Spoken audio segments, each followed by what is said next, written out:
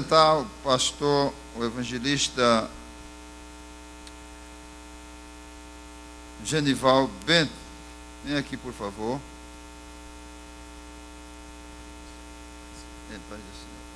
Ele serve ao Senhor com o pastor Arnoldo Tavares, ali em Rio Largo.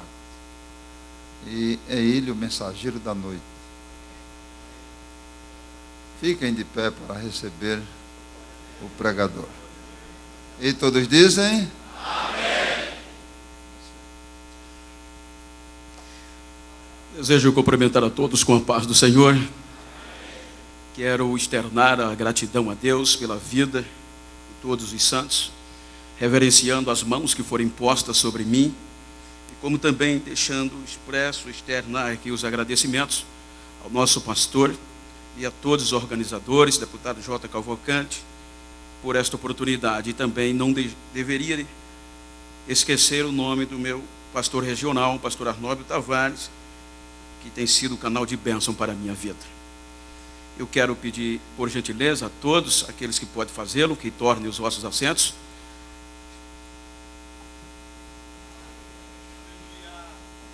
Quero também complementar a todos os internautas que porventura esteja nos ouvindo neste momento, que Deus possa recompensá-los ricamente. Queridos, eu quero ler um texto que está escrito no livro do Êxodo, capítulo 31, para meditação nossa nesta noite.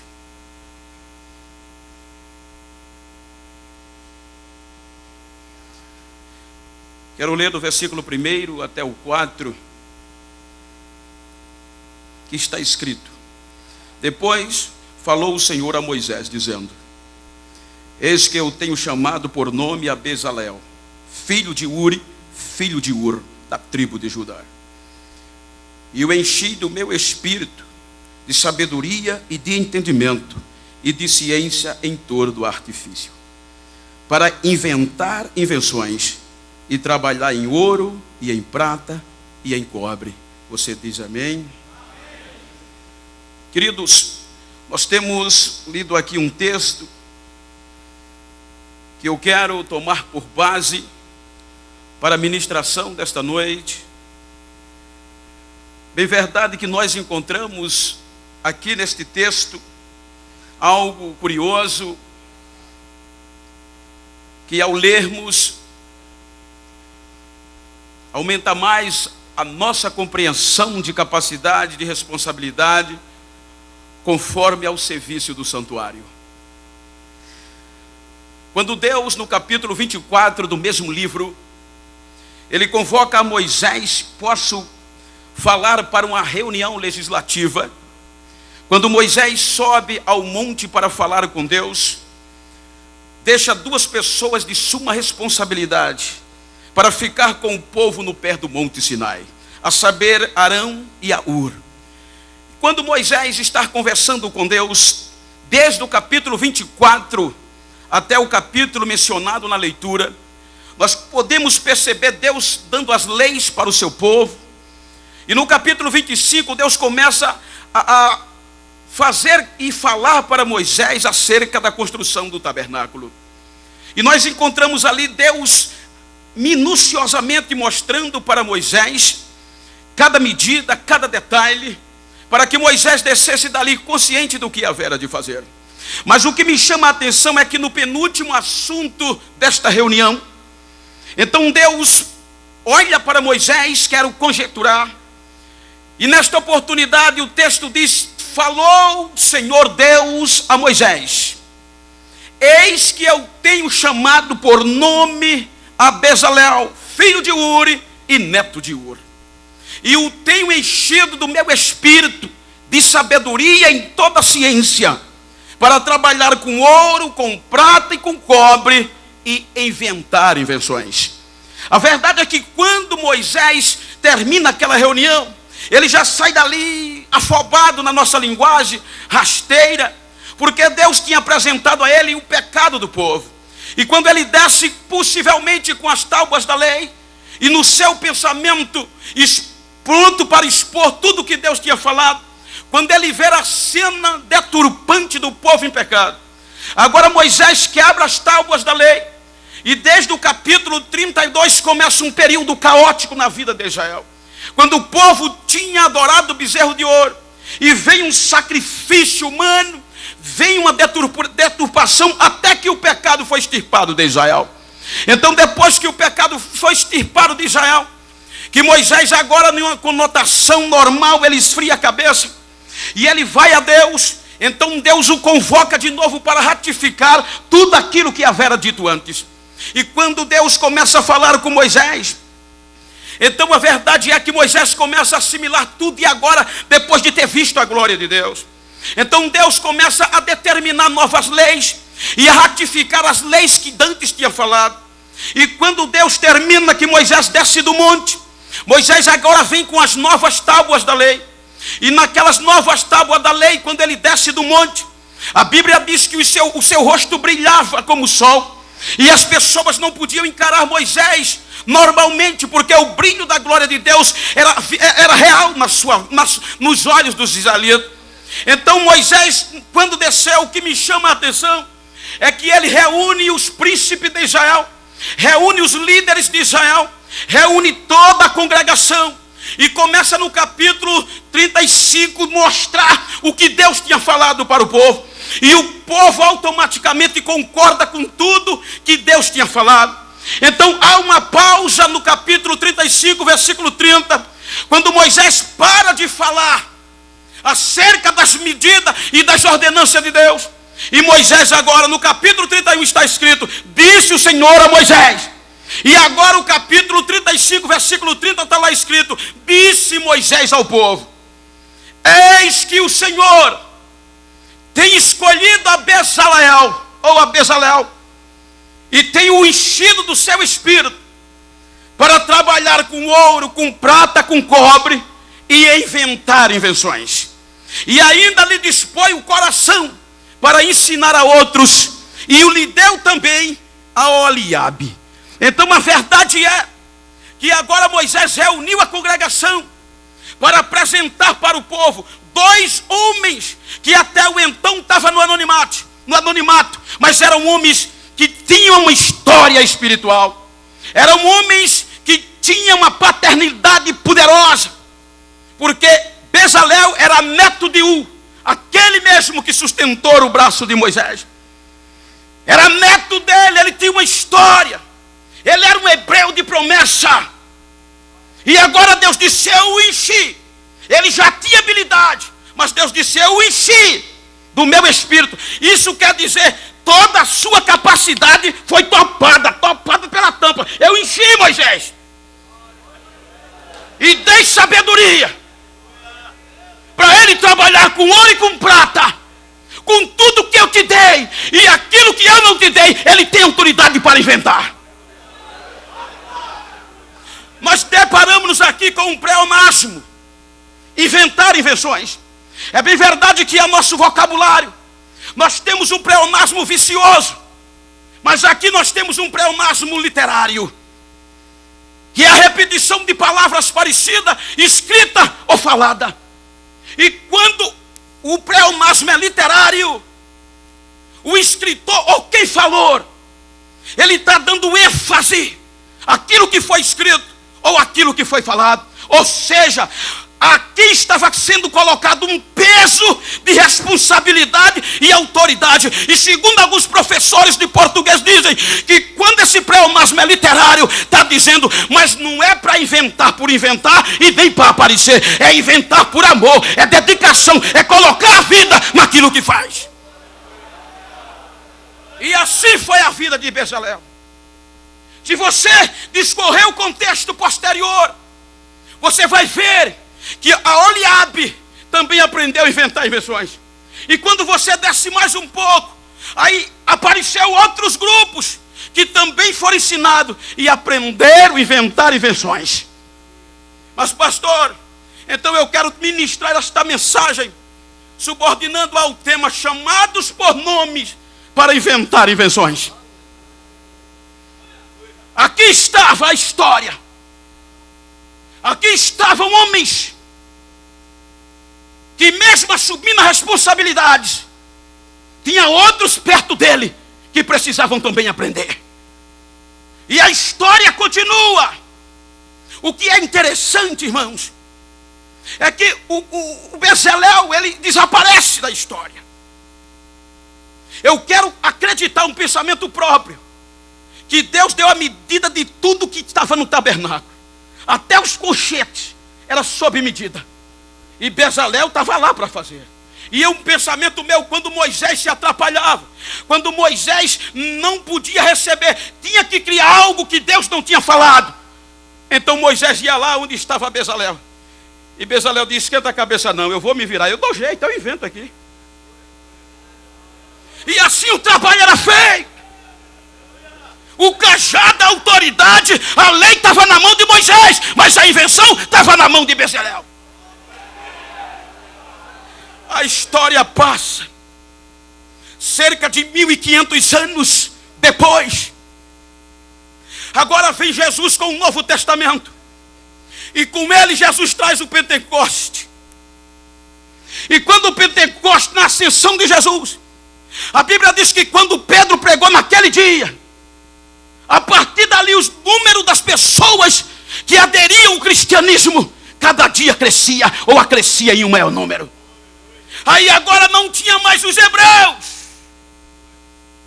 Bezalel só na história. E agora havia necessidade, como contenda lá no Monte Sinai. Agora havia dois grupos, segundo alguns escritores, religiosos dentro de Jerusalém: os essênios e os fariseus, judeu ortodoxo, que não acreditavam nos judeus helenistas, judeus que tinham nascido na Grécia ou que não falavam aramaico e nem menos conheciam o hebraico. Então esses líderes religiosos, eles não conotavam, não denotavam um calibre de fé e de graça de santidade para os helenistas. Então a Bíblia diz que a partir daquele dia, membros dos fariseus, membros dos essênios, sacerdotes se convertiam ao cristianismo. E daí surgiu uma preocupação. Esta própria discriminação estava patente no meio do povo. E agora o que era que precisava ser feito? Houve uma contenda. E agora o Novo Testamento, agora o Pentecoste exigiu, por causa das diferenças raciais e culturais, homens com os mesmos requisitos, cheio até a tampa, como a gente diz no interior, do espírito de sabedoria, que pudesse servir e também inventar invenções.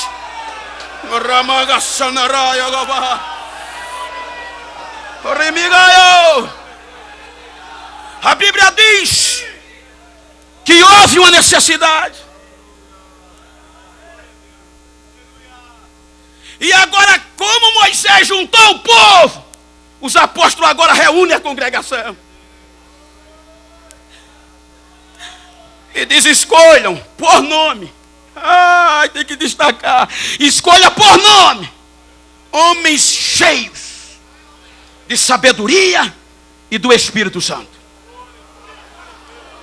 Aí a Bíblia diz que aparece Estevão, Filipe, Prócoro, Pérmanes, aparece Nicolau, Nicanor, Timão. São 7. Agora nenhum hebreu, mas agora todos de nome gregos. Estéfanos no grego, coroa. Filipe, domador de cavalo. Homens que aguentavam o pesado. Homens que estavam acostumados com o dia a dia. Oh, aleluia. Oh, aleluia. Ramagashuriagavasanarabagababa. Diga, afaste aqui, afaste. Ramagabasharavayodava.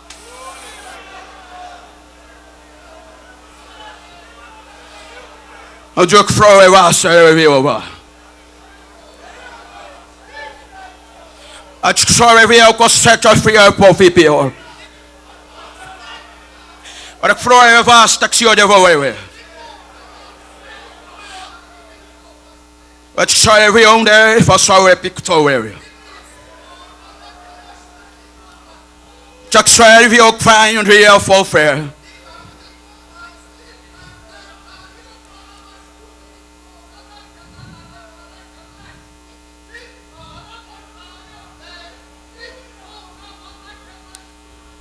Tack säger vi och västik för på och fan det så säger vi.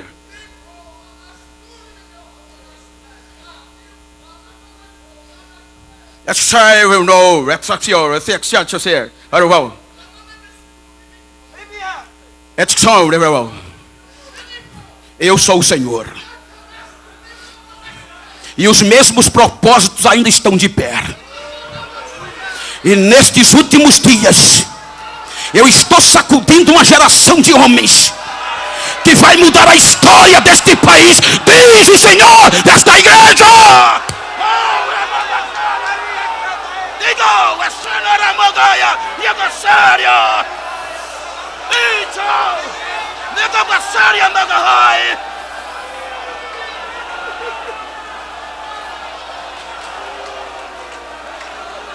Ichara Bagasuri Miga Magahai só.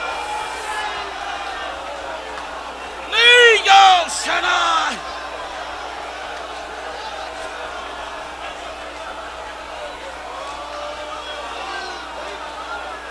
Chega ya da baia de badaiaba.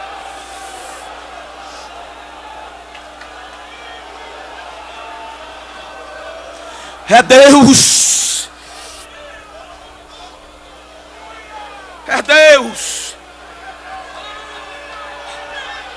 Homens que têm habilidade no pesado.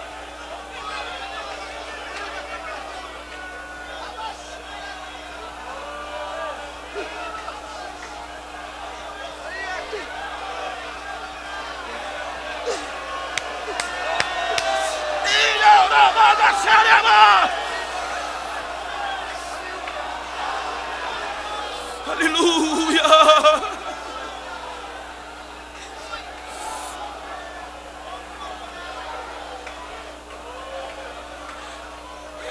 Há cerca de 16 anos atrás, jogado no canavial, desprezado por alguns,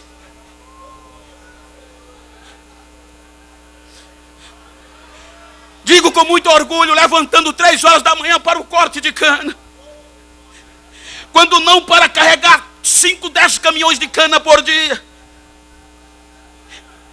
Mas um dia chegou alguém para mim e disse: Deus está te chamando. E quando eu cheguei na igreja, apareceu algum engraçadinho que disse: está aí pensando que aqui na igreja tu vai ser alguma coisa? É? Com essa cara feia, com essa pele preta, aqui não tem não, filho. Pegue a sua chamada, o seu projeto, bote lá na gaveta, que aqui não. 3 dias depois eu entrei na madrugada e a voz bradou no meu quarto. E o Senhor disse: lembra que eu te chamei pelo nome? Lembra quando ninguém acreditava em você, eu acreditei? Lembra que eu te escolhi quando eu sabia que você não prestava? Levante a cabeça, tira o sonho e o projeto do baú, que eu vou tirar você daqui e vou fazer você sentar no meio dos príncipes do meu povo. Eu estou aqui para a glória de Deus.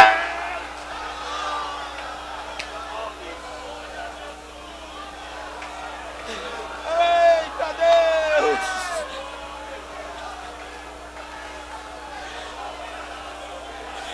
Oh, meu pastor, eu até conheço e estudei a ética, mas eu estou com a vontade de dar uns pulos aqui em cima, meu pastor.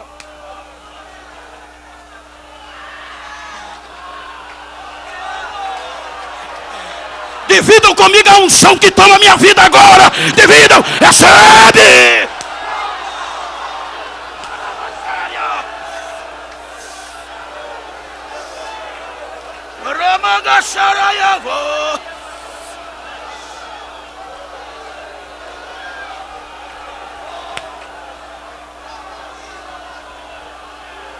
Estevão,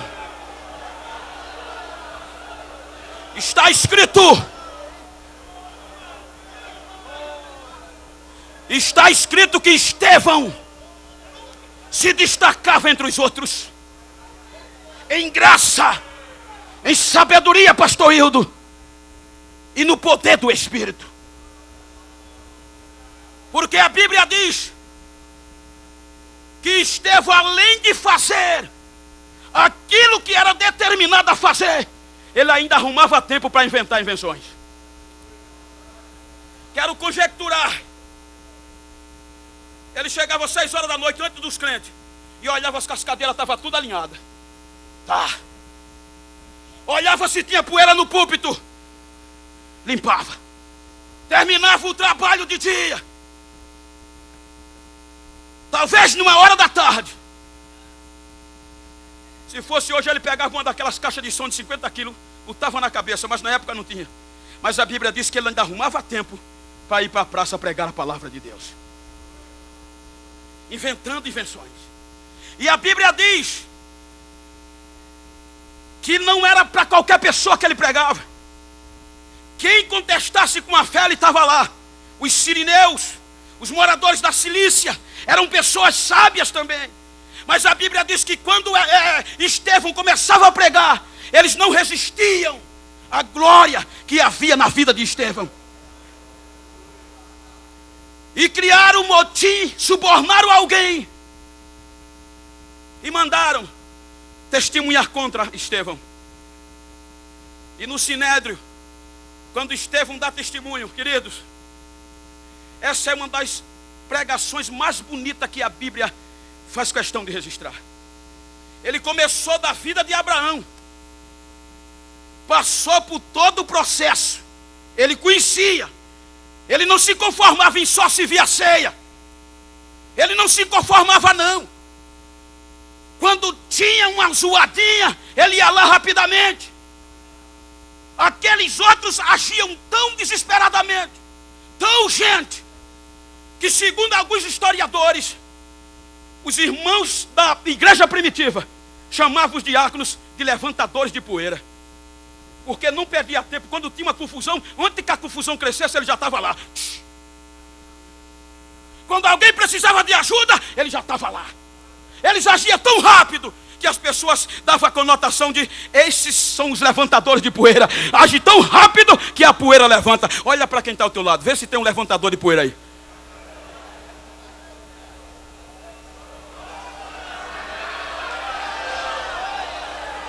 Se não levantar poeira, meu irmão, pode tirar o cavalinho da chuva.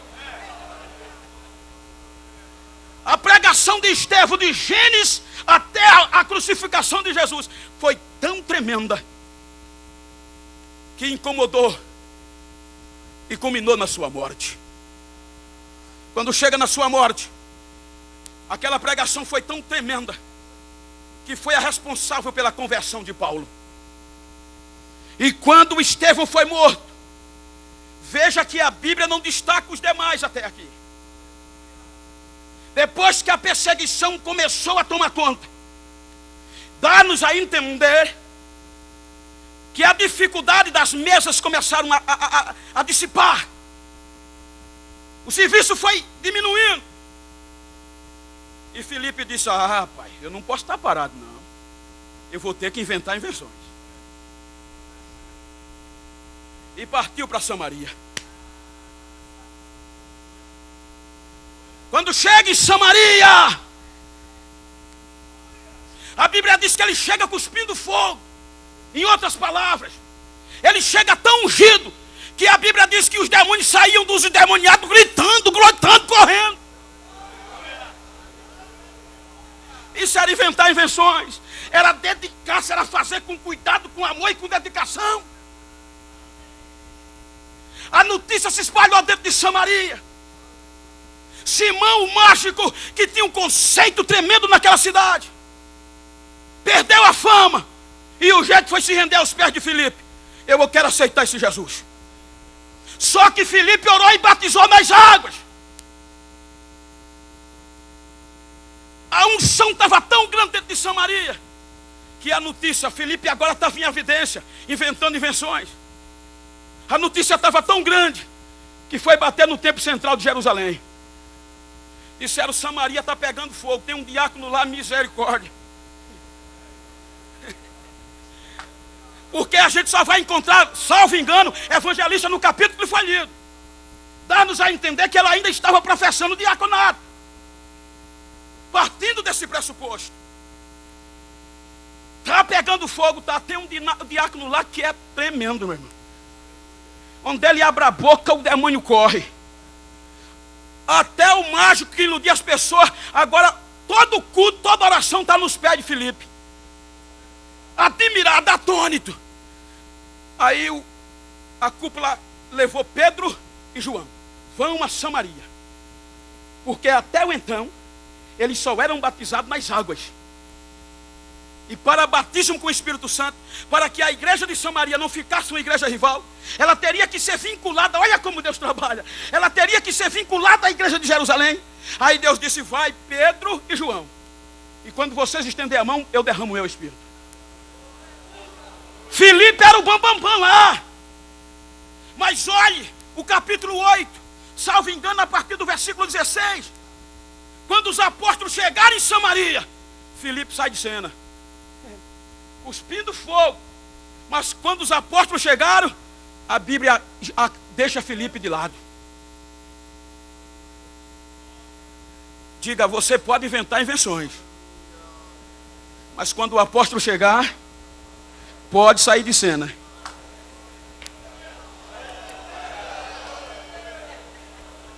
Não tem jeito. Aí a Bíblia no capítulo 8 está aí que só começa a falar de Pedro e João. Eles estendiam a mão. Filipe, a Bíblia diz que até Simão, que não perdia um culto de Filipe, esqueceu Filipe. E agora ficava mais espantado com Pedro e com João. E até quis comprar por dinheiro aquela unção.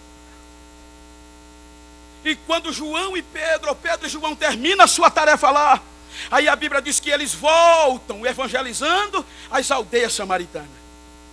Quando eles voltam, aí agora chegou a hora de Filipe se consagrar.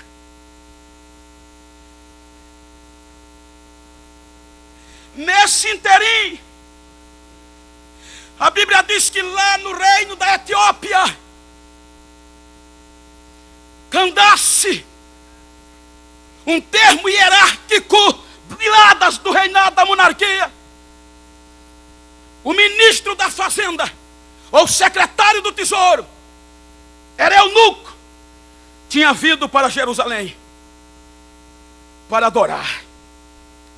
Os escritos de Heródoto, ele nos dá a entender que um eunuco no mundo oriental era honrado e não demorava a ter emprego numa casa.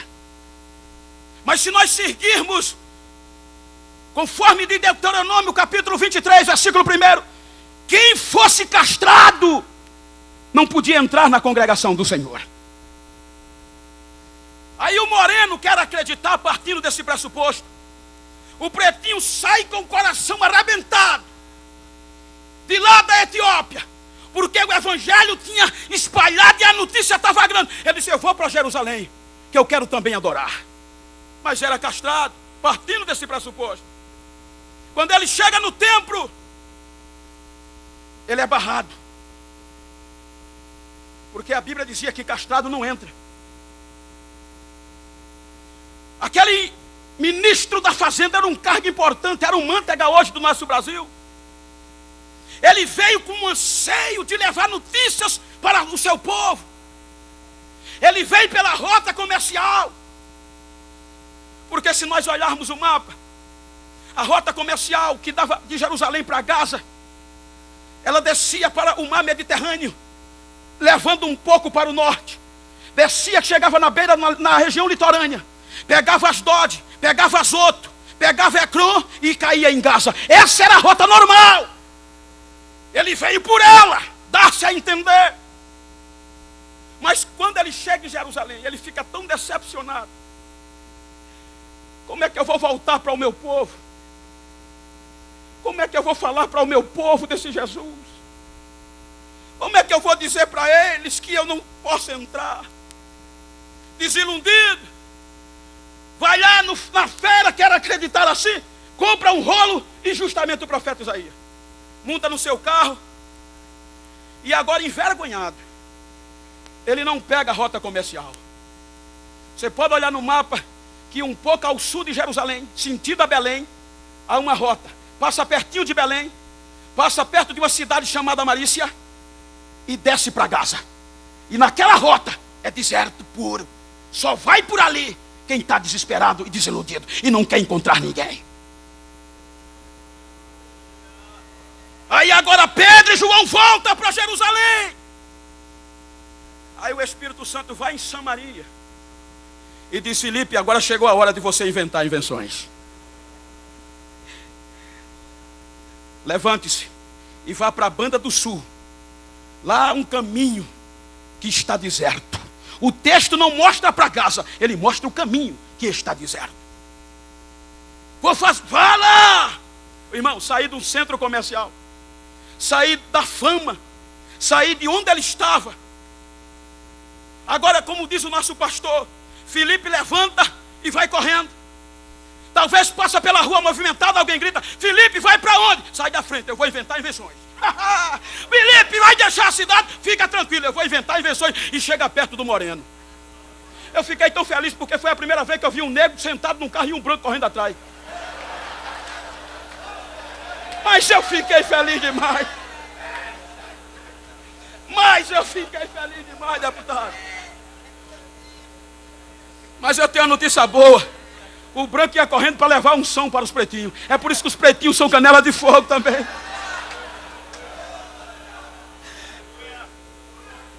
E no capítulo 21, já está lá Filipe o evangelista. Escuta, irmãos, no meio daquele deserto, sem olhar para o termo pejorativo, expressão, dentro do canavial, as pessoas tentavam chutar a minha perna. Mas ainda até hoje eu tenho obreiro aqui da congregação que eu trabalho, que eles são testemunha disso. 5 horas da tarde, eu estou ilustrando só, vocês me conhecem. Eu chegava para arrumar, lavava o banheiro.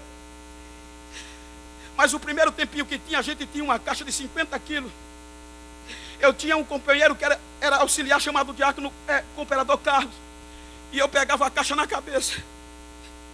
30 quilos, o diácono pegava na outra parte. E a gente saía 5, 10 quilômetros para pregar a palavra.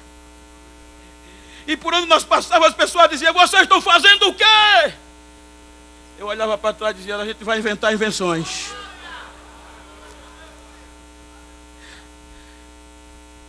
Passaram-se cerca de 2000 anos. 1915, o Espírito Santo trouxe o Evangelho para Lagoas.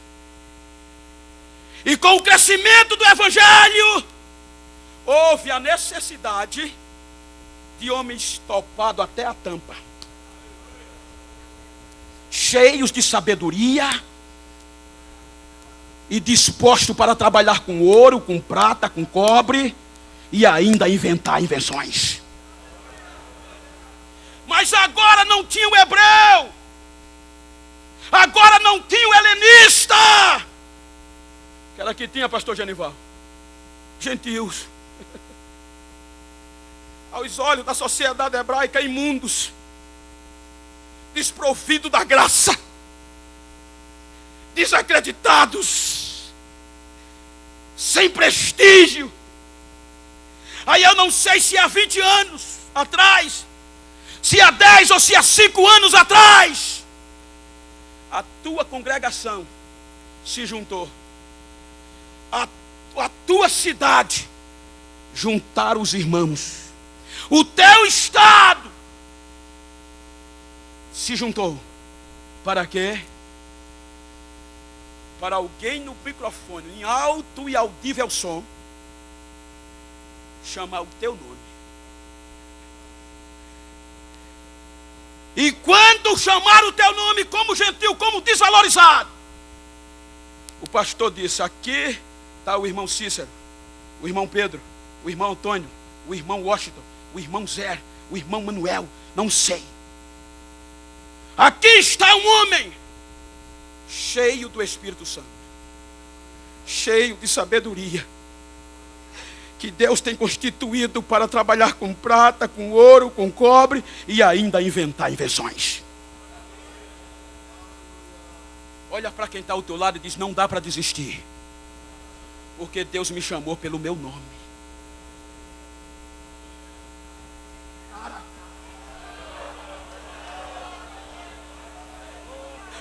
Você não prestava. Nós não tínhamos valor. Ninguém acreditava. Mas eu quero profetizar algo aqui de olhos abertos.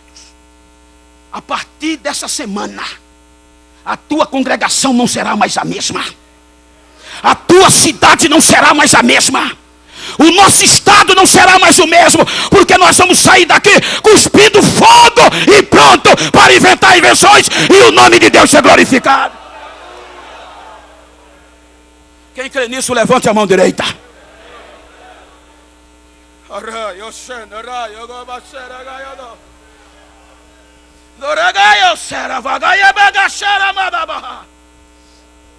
Você não prestava,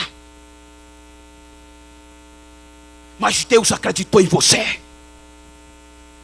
Então você vai sair nessa semana daqui consciente que vai fazer mais do que aquilo que Deus te determinou a fazer.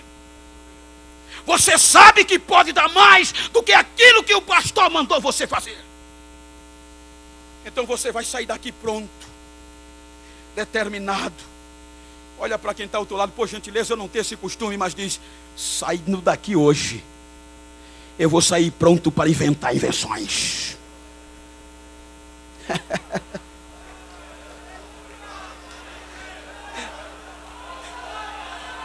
O mesmo Espírito que estava em Bezalel, olha que coisa linda, o mesmo Espírito que ensinou a Oliabe, o mesmo Espírito que fez Estevão revolucionar Jerusalém, o mesmo Espírito que fez Filipe revolucionar Samaria, foi o mesmo Espírito. O mesmo. Que Deus disse: ô pastor, diga, apresente ele para a congregação. Mas o que? Diga que o meu Espírito encheu ele até a tampa. Toda a sua capacidade está topada. Você já viu aqueles cofres quando a gente começa a botar moeda? Tem hora que a moeda sai do lugar, a tampa quer voar. Enquanto tem capacidade, você está empurrando lá. Assim Deus fez comigo e com você. Encheu, até a tampa para a gente cuspir bala de fogo, para a gente fazer a obra do santuário do Senhor e ainda ter tempo para inventar invenções. Mas pastor, eu posso até estar desacreditado, pastor. Ninguém acredita em mim, estou concluindo. Levante a cabeça. Levante a cabeça. Eu estava pregando de uma cidade. Eu vou contar porque eu recebi permissão. E faltando uns 15 minutos para pregar, para terminar a mensagem, a igreja se encheu de autoridade.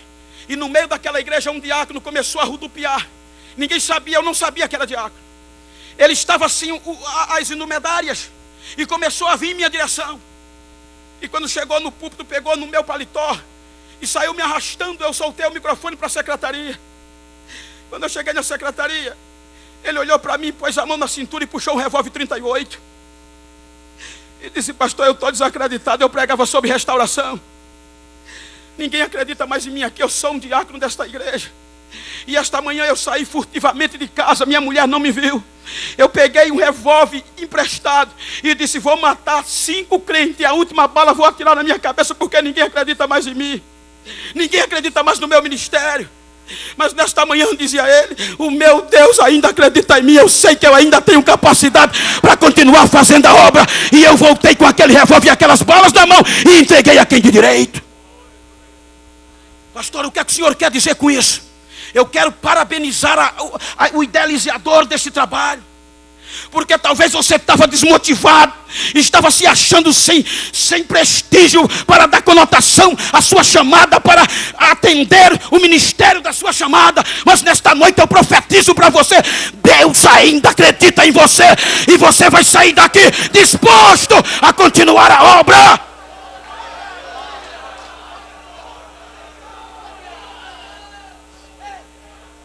Eu quero concluir, mas eu quero pedir permissão ao meu pastor para fazer uma oração. Fique de pé, por favor.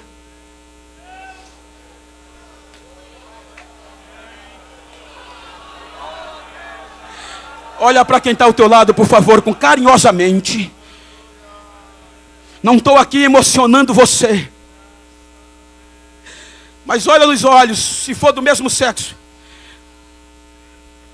e diz: dá para ver que tu és um inventor de invenções. Diga: não fuja não, está na tua cara, dá para ver daqui, ó.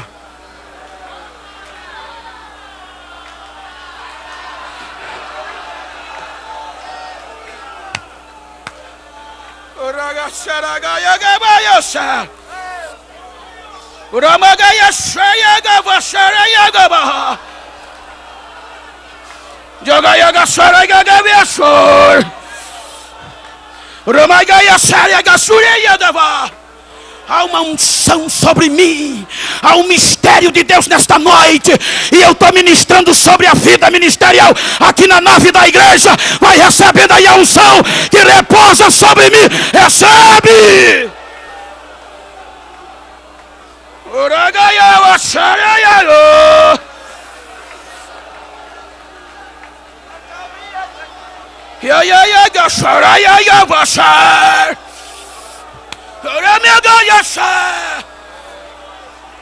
Foste chamado pelo nome, não tem como se esconder. Ei, rapaz, não tem como se esconder. Deus te chamou pelo nome para você ser um inventor de invenções.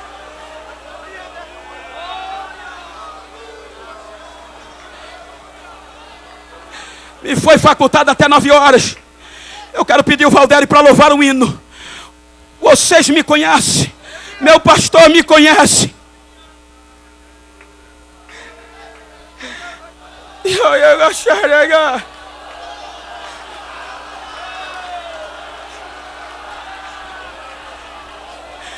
eu vou fazer algo aqui, quero que você faça. Você vai procurar um companheiro do diaconato que está aí pertinho de você, um obreiro, talvez até no subpúlpito. E você vai fazer o que eu vou fazer agora. Agora, quando você fizer, enquanto o Valdério canta, você vai dizer no ouvido dele, vai profetizar e dizer: levante a cabeça, porque Deus te chamou pelo nome, inventor de invenção. É hora de inventar. É hora de inventar.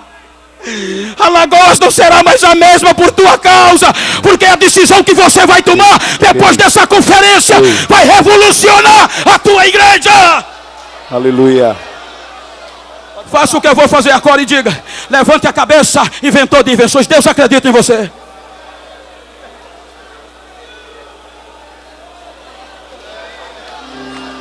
Aleluia.